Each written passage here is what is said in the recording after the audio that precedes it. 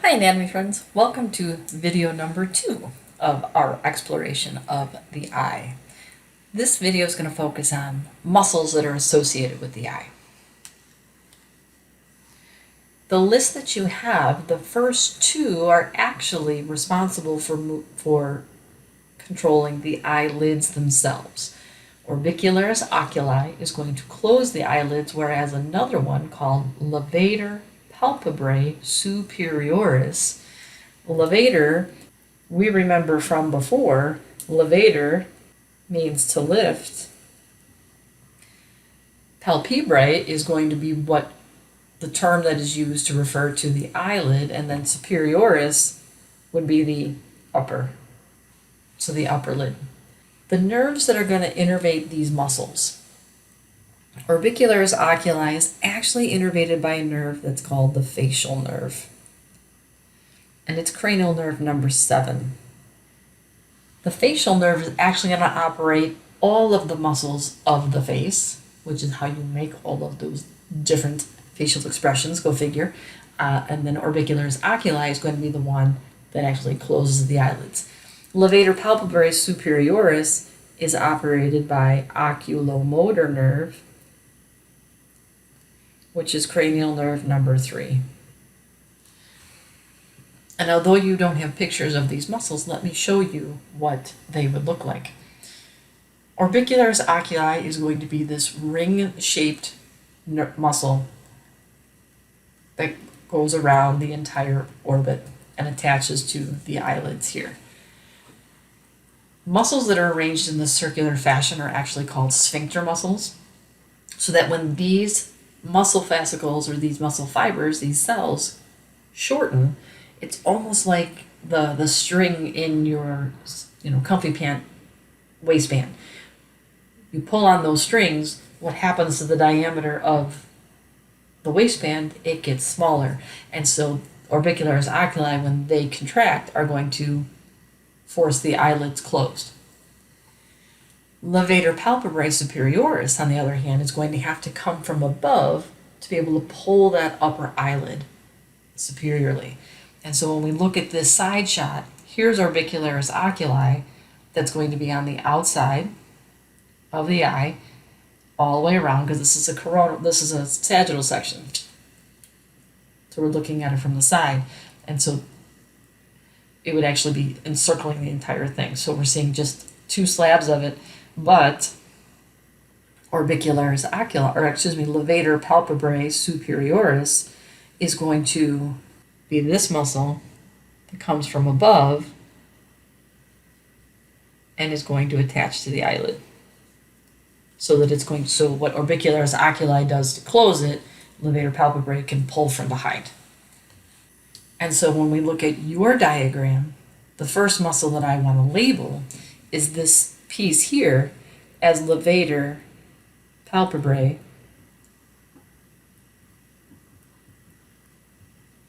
superioris. And levator palpebrae superioris, as we have already indicated, is innervated by cranial nerve 3. Now the next 4 muscles that I want to look at all have the word rectus in them. Rectus is supposed to mean to go along an axis. We saw rectus femoris, where it was that muscle that went right down the front of the thigh, right along the femur, which was the central point of the femoral region. In this case, my 4 rectus muscles are going to be arranged kind of like an analog clock. An analog clock will have a 12 o'clock, 3 o'clock, 6 o'clock, and 9 o'clock spot. Do you see something that would fit that bill on this diagram? Sure. You see or you can think of it as like the north, south, east, west of a compass, whatever. But now we use our directional terms and we say, oh, well, all of my rectus muscles, I've got an inferior and a lateral and a medial and a superior. Well, I'll tell you which ones are the easiest. The easiest are going to be the superior and the inferior rectus. So here's superior rectus.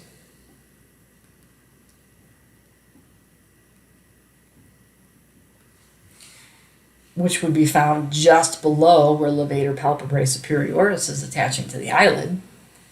And then my inferior rectus would be over here.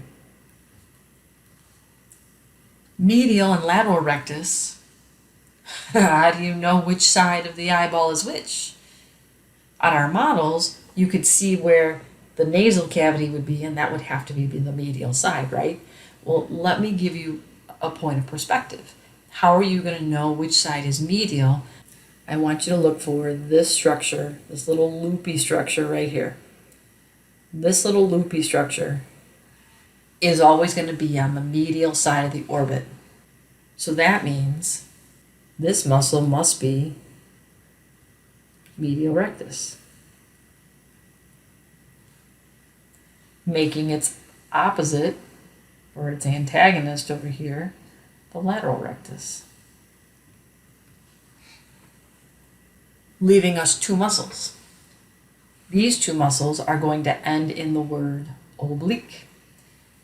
Well, there's two of them. Now we look at the directional term that's listed first, and we have superior oblique versus inferior oblique. Well, okay, we should be able to figure out which one is which side. I'm going to put inferior oblique down here with superior oblique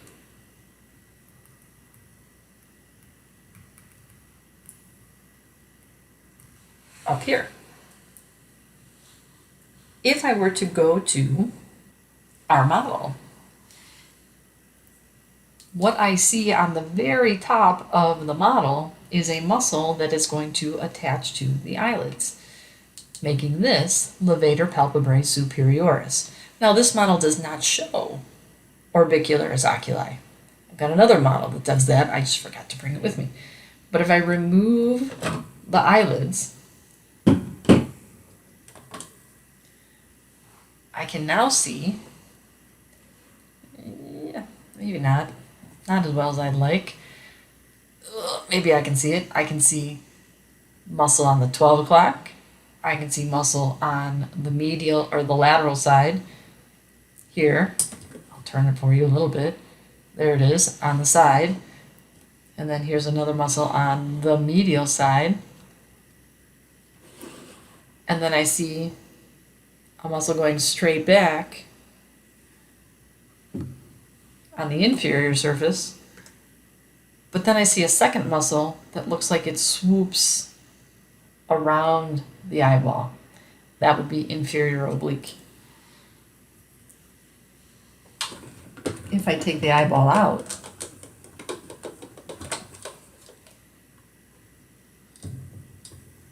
I can appreciate a little bit more the fact that I've got the inferior rectus is the muscle fibers that run straight back, right? And then my oblique muscle is running across the bottom. Looking at the bottom of my model, I can also see here's my inferior rectus going straight back, whereas my inferior oblique, those fibers are running along the curve of the orbit, medial to lateral. And so that takes care of those. Superior oblique on the model, if I tip it forward, you can see this white set of fibers going across, medial to laterally across the top of the eyeball. That would be the tendon of superior oblique going across and attaching to the sclera. Looking back at these muscles, let's assign the nerve that is going to innervate them. As you can see in your notes, the actions for all of these muscles are listed, and the rectus muscle actions are the easiest. Superior rectus is going to elevate your eyeballs up to the sky. Inferior rectus is going to bring them back to anatomical position and then down. Medial rectus is going to move the eyeball towards the midline, right? So if I'm looking at this eye, My medial rectus pulls the eyeball towards my nose, and my lateral rectus is going to move it away from my nose. Well, okay, moving my eyeball away from my nose, what action did we say was moving away from the midline? Abduction, right? Well, it turns out that lateral rectus is innervated by, cranial nerve 6, which is called the abducens nerve. Oh, it's called the abducens because that's the muscle that abducts the eye, hence its name. Superior oblique is this muscle that kind of wraps around this little hook that's up here. Well, this hook is called the trochlea. Superior oblique is innervated by cranial nerve 4, which is called the trochlear nerve. Oh, it's named because it is the muscle that wraps around this structure called a trochlea. Oh, that's nice. Okay, I got it. Those are the only oddball special muscles with their nerves. Just one muscle apiece. All the rest of the muscles listed here are cranial nerve number 3. Superior rectus is cranial nerve number 3, which remember is oculomotor nerve. Oh, motor means to move. Oculo refers to the eyeball. Oh, okay.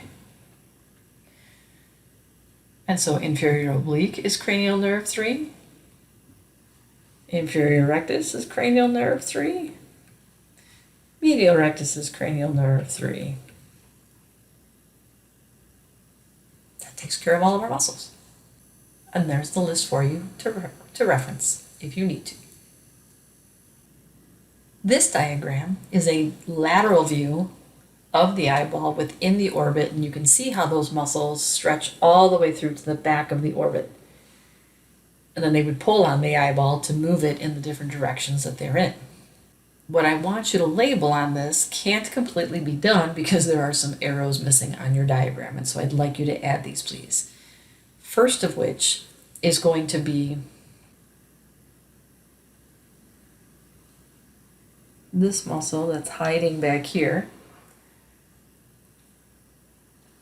And then I'm going to have this structure here, but is also going to be seen there. And now you should be able to label them all. The first of which, I want to tell you that our lateral rectus says use it 2 times because it is cut. And so that's the muscle that's cut, and that's lateral rectus. Here, and then over here.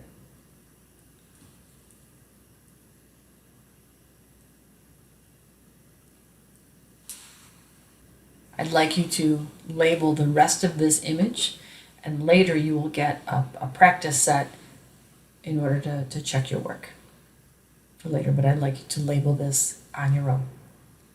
Here is another vantage point of these muscles. You can see how the superior oblique